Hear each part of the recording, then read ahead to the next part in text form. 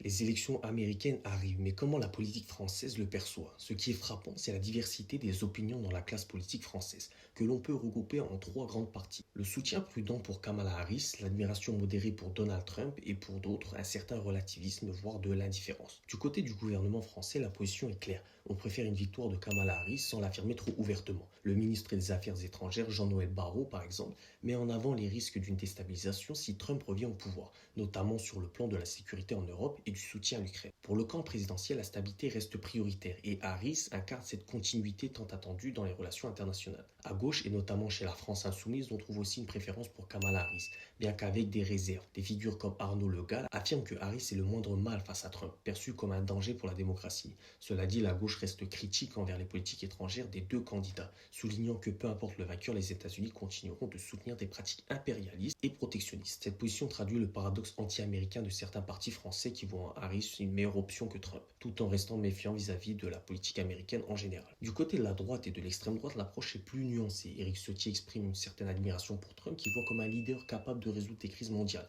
notamment au Moyen-Orient et en Ukraine. Quant au Rassemblement national, il est désormais plus prudent. Jordan Bardella continue de saluer le patriotisme de Trump, mais l'enthousiasme d'autrefois a diminué, surtout depuis les événements du Capitole. Aujourd'hui, le RN préfère une approche plus centrée sur les intérêts français. Enfin, il y a ceux qui adoptent une posture relativiste. Plusieurs élus de différents partis estiment que les choix américains ne changent pas fondamentalement pour l'Europe, peu importe le président. Cette position, c'est un désintérêt croissant pour les élections américaines, les États-Unis étant perçus un peu plus comme un allié peu fiable. Et c'est vrai. Pour résumer, l'opinion française reste partagée entre la méfiance envers Trump, un soutien prudent pour Harris et un certain désintérêt. Les divisions sont nombreuses mais montrent une distance de plus en plus nette vis-à-vis des États-Unis. Les partis en France réalisent que la politique américaine, peu importe qui est au pouvoir, sert d'abord les intérêts de Washington.